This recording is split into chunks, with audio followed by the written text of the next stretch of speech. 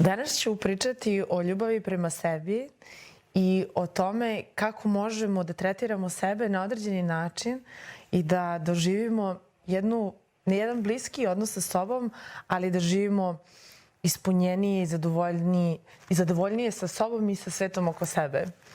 Kada kažem ljubav prema sebi, nekome će se javiti neke emocije, nekome će se javiti sećanja i neke situacije, a nekome će se možda uvrnuti žaludac i neće želeti da razmišlja na tu temu, imaće jednu odbojnost.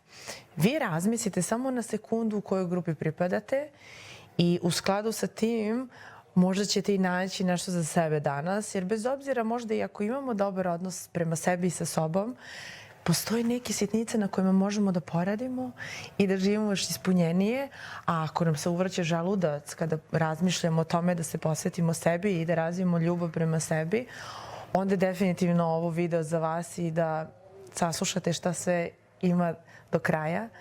Ja sam Maša Tomanović, NLP sam trener, transakcioni analitičar, preduzetnica i majka. I današnja tema je izuzetno bitna zato što mi od rođenja, pa recimo od neke druge godine do 5. stvaramo skriptne odluke. I skriptne odluke su zapravo životne skripte koje mi usvajamo i utiču na nas dok smo živi i boje naše odluke i naše emocije zapravo. Kako u stvari mi dolazimo do toga da imamo te skriptne odluke, odnosno životni skript koji se stvori u tom periodu ranog detinjstva, tako što gledamo i usvajamo od naših roditelja, baka, deka i najbliže sredine i od ljudi kojima najviše verujemo i koji su nam jako dragi. I te poruke koje mi dobijamo mogu biti verbalne i mogu biti neverbalne. I svakako ono kako neko sebe tretira iz naše sredine je nešto što mi prisvajamo kao naše, još dok smo mali, a kasnije kad smo odrasli, to su nesvesni obrasci. I kada počnemo da ih polako osvešćujemo, da radimo na sebi, postaje nam jasnije šta je zapravo naše, šta je tuđe, odnosno te skriptne odluke koje smo doneli kao mali i tekako su obojene. Nekome su, uslovno rečeno, pink, a nekome su sive. Te odluke, odnosno te emocije, osjećaje koje imamo u vezi sa sobom. Ono što je bitno je da je stvarno ok davati drugima, biti tu za druge.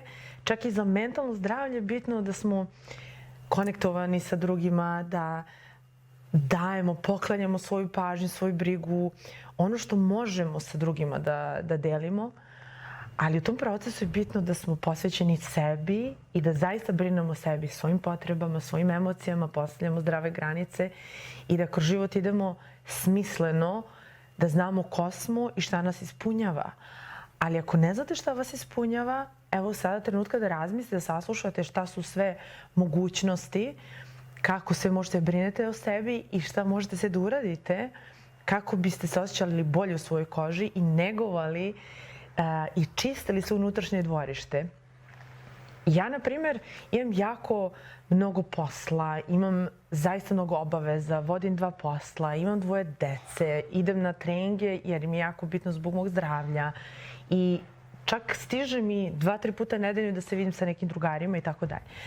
Dakle, moj život je izuzetno ispunjen i pun je svega i svačega i stalno sam ophrvljena situacijama i dešavanjima.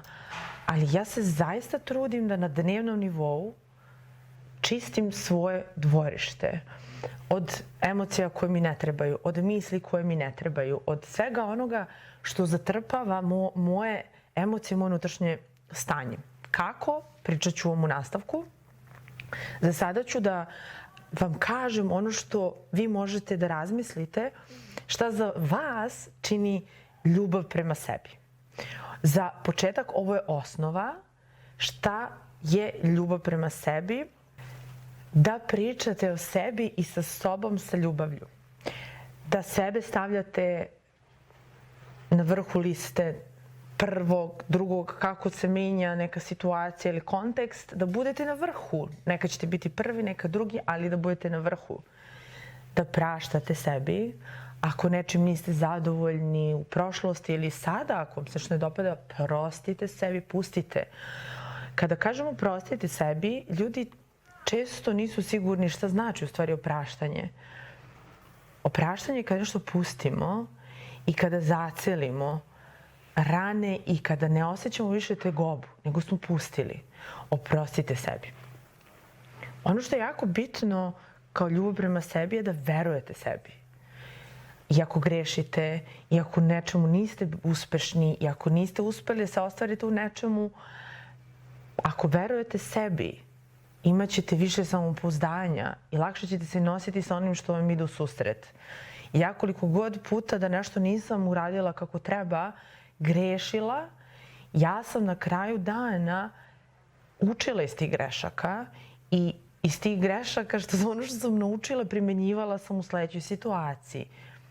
Ali sam nastavila da verujem sebi. I to mi je osnova za zdrav život. Meni i svakome treba da bude. Ako ne verujete sebi, ko će vam verovati? 5. stavka, da budete fini prema sebi.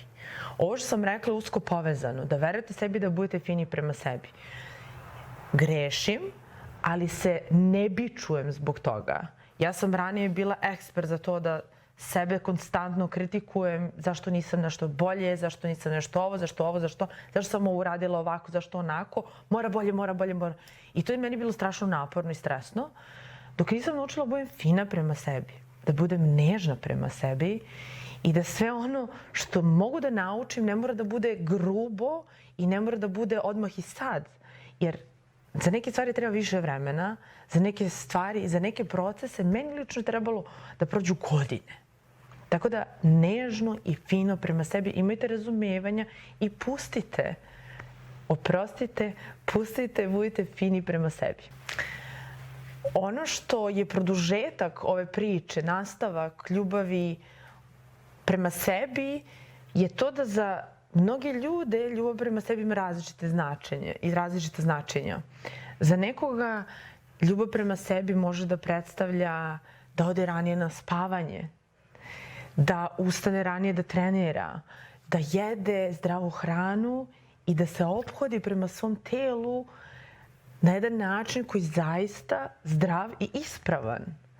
I ja to vama preporučujem. Razmislite kakve su vam životne navike, koliko posvećujete vremena sebi, svom zdravlju, ishrani, da li jedete na ulici usput malo pljeskavicu, malo batak, malo ono što ima palačinka ili uzmete pa lepo skuvate nešto što je zdravo ili da li jedete redovno ili preskačete obroke. To je sve jako bitno. Količina sna itekako utiče na naše emocije i na to kako se osjećamo i kakve odluke tokom dana donosimo. Ako nemamo dovoljno sna, ujutro dokazano istraživanja su pokazala, na Oxfordu su radili ovo, da ukoliko imamo manjak sna, ujutro se budimo mamurni kao da smo popili 4 ili 5 jedinica alkohola noć pre. Znači kao da smo mamurni i verujem da je većina vas imala to oči kada onako ne možete se razbudite pa sporije radi mozak, manje koncentracija, razdržljiviji ste, teže se pali ceo sistem. San je jako bitan i ako vam je ljubav prema sebi sada, što ovo slušate, prioritet i postaje prioritet i treba da postane prioritet, onda značaj sna treba da shvatite i treba da shvatite. O tome se mnogo priča i ja stvarno verujem da većina vas i ovo već zna, ali fokus na to i promjena takvih navika koje se čine na izgled kao lako ću, ali kad se stvarno posvetimo tome i kada krenemo da dobijemo rezultate kroz kvalitetan san, kroz to da imamo i kožu drugačiju koja reaguje na san, koja reaguje na dobru hranu, na dovoljno hidratacije, na nežnost prema sebi, onda i naš odnos i osjećaj unutar nas samih je na nekom putu koji je mnogo bolji i kvalitetniji. Kako i zašto da praktikujemo ljubav prema sebi? Do sada ste mogli da vidite da ljubav prema sebi nas dovodi u stanje da smo u boljem raspoloženju. Kada smo u boljem raspoloženju donosimo drugačije odluke. Kada donosimo drugačije odluke, one se dugoročno vraćaju ka nama kao pozitivan ishod onoga što mi želimo. Ljubav prema sebi može mnogo toga da promeni u životu, da ne kažem bukvalno sve.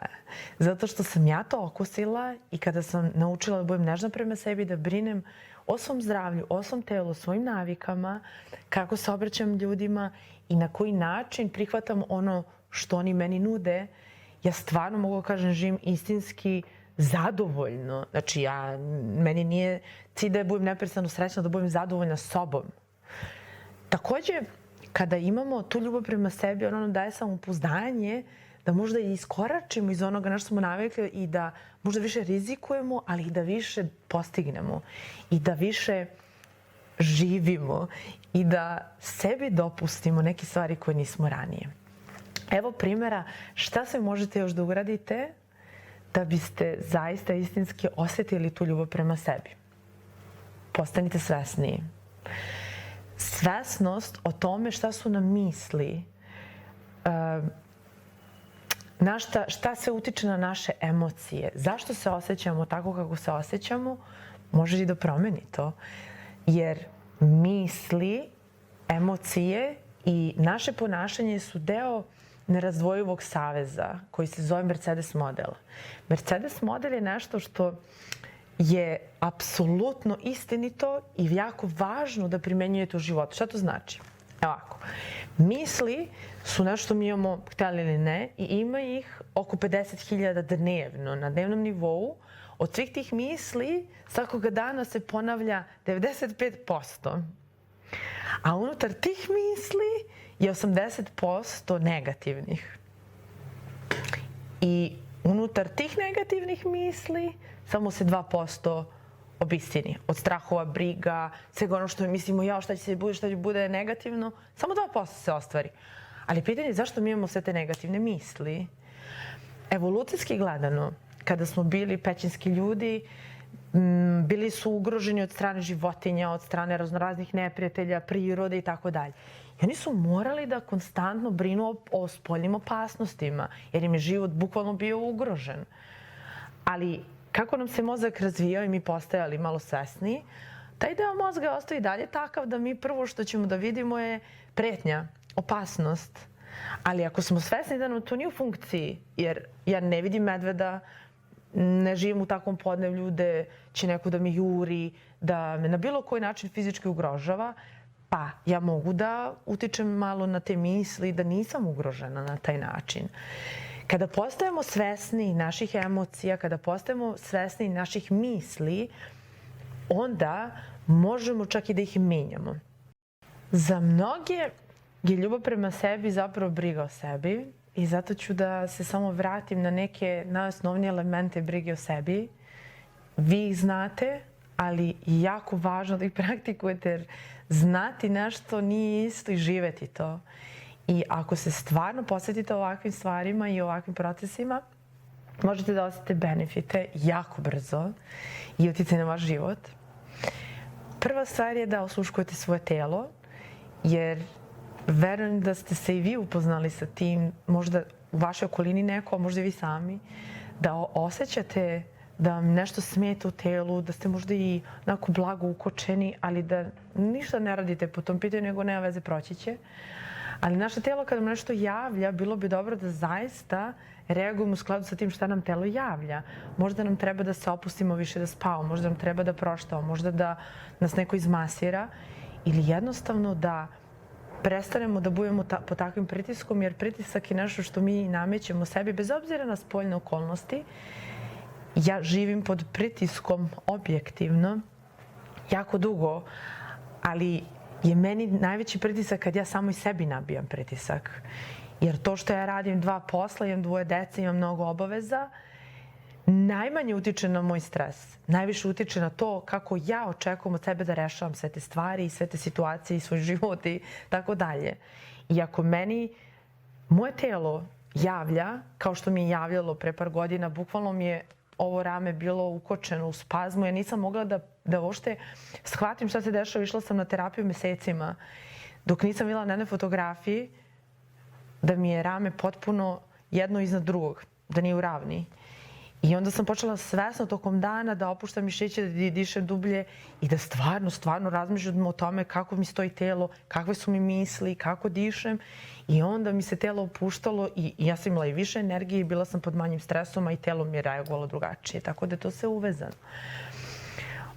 da pored toga što ćemo da osluškujemo svoje telo, osnovna stvar je da se hranite zdravo i da pazite šta jedete.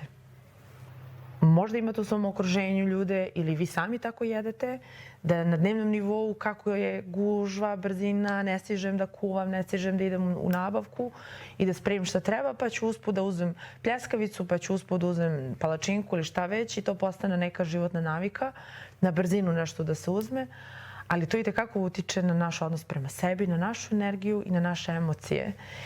I na san. Taj san na koji utiče i hrana, ali utiče i to kako mi tokom dana reagujemo, kako se osjećamo i šta mislimo. Naš san itekako može da bude loš, ali može da bude i kvalitetan i zavisi od toga kako pristupamo tom snu.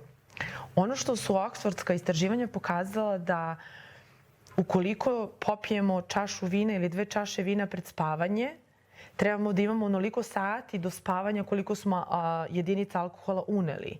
Da se ne pije kafa posle 2 sata popodne. Da ne trebamo da budemo u bučnim prostorijama pred spavanje, da ne trebamo da držimo ništa što svetli od telefona, tableta ili ekrana, barem pola sata, sat pred spavanje. Ukoliko nemamo dovoljno sati sna, a to je u proseku 7 do 9 sati, zavisi kako za koga, da organizam reaguje tako što se ujutro budimo kao da smo malo mamurni i bukvalno su tako opisali u istraživanju da se osjećamo kao da smo popili 4 jedinice alkohola, da smo bili pijani pa smo ustali malo mamurni, lošija koncentracija, nervozniji smo, drugačije reagujemo na životne okolnosti i na stres. I zato je bitno da imamo dobar i kvalitetan san, jer negujući sebe, svoje telo, da ako legnemo na vreme, imamo rituale koji su dobri, koji će nas uvesti u san koji je dobar za nas, onda i naš život drugačije osjećamo život drugačije i naš osjećaj unutar nas samih se menja. I to jeste briga o sebi.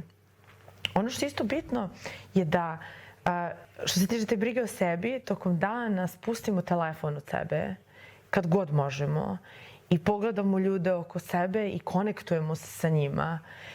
Ja baš često srećem ljude koji kada me pogledaju, ja vidim da oni nisu tu. Su oni negdje u mislima, odmah vade telefon i po telefonu su negdje su odlutali. I nije baš česta prilika da vidim da je neko zaista prisutan. U potpunosti ceo razgovor, nego stalno da mi telefon, stigla mi poruka, evo još jedna, moram pogledati mail, moram da se ubacim u mod nekog rada, odgovaranja ljudima na poruke i tako dalje. Ne, sklonite telefon, konektujte se s ljudima, gledajte se i osjetite se. Ima super stvar, Havajci imaju aloha kao pozdrav, ali aloha znači vidim te, ali ne kao vidim te, nego zaista te vidim. Pokušajte da ostvarite takav kontakt s ljudima i da se potpunosti fokusirate na taj trenutak i da osjetite ljude oko sebe. Druga stvar koja je jako bitna pored svesti jeste praktikovanje dobre brige. Znači, pričala sam vam šta je zapravo briga o sebi, ali praktikovanje toga je izuzetno važno.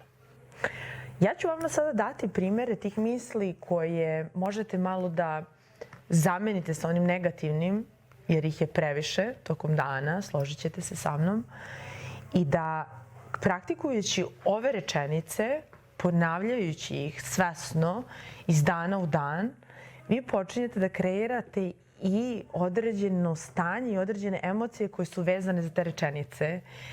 Ja vam od srca preporučujem ovo zato što ih ja praktikujem, odnosno ponavljam dugi niz godina i ja stvarno u početku to tako nisam doživljavala ni osjećala i bilo mi je nekad smešno, nekad čudno, nekad sam imala otpore, ali počelo u jednom trenutku da vibrira sa mnom i da zaista primećujem te stvari koje sam ponavljala, kojima ću vama sada da dam kao rečenice koje su jako bitne, to su stvari afirmacije.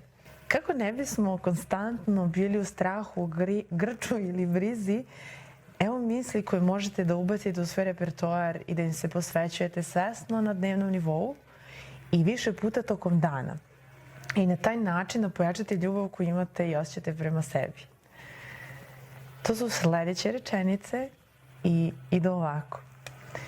Biram da vidim jasno sa očima ljubavi i ljubav je ono što vidim.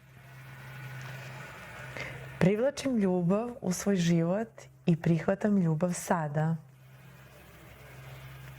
Ljubav je iza svakog ugla i radost ispunjava ceo moj svet.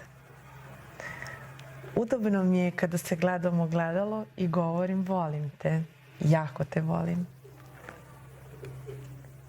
Zaslužujem ljubav, romansu i sve što mi život daje.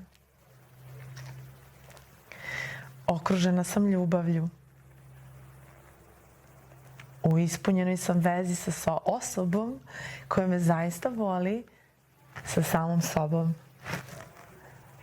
Sve je sasvim u redu, baš tako kako je. Ja sam lepa i svi me vole, iako ja to možda nekada ne vidim. Privlačim samo zdrave veze. Uvek me tretiraju dobro. Veoma sam zahvalna za svu ljubav koju imam u svom životu. Ljubav pronalazim svuda. Ispod ovog videa imate kao tekst ove afirmacije. Možete ih kopirati i staviti negdje gdje ćete ih redovno gledati. Možete u svoj telefon, možda na desktop, ali svakako možete da ih odštampate ili stavite negdje gdje ćete tokom dana skretati pogled i čitati. Kao što sam rekla, više puta dnevno čitajte ovo i dajte sebi vrijeme, možda nećete osjećati u početku ove afirmacije, možda ćete neku osjećati više, neku manje, ali budite uporni i ponavljajte ih. Možete otići na moj YouTube kanal, pogledati video snimke koje sam snimila. Možete naći nešto korisno za sebe, da pritisnete subscribe i zvonce, da vam stižu notifikacije kada izađe nešto novo, jer snimamo stvarno fantastične teme i korisne stvari. Tako da, do sljedećeg videa, vidimo se, ćao!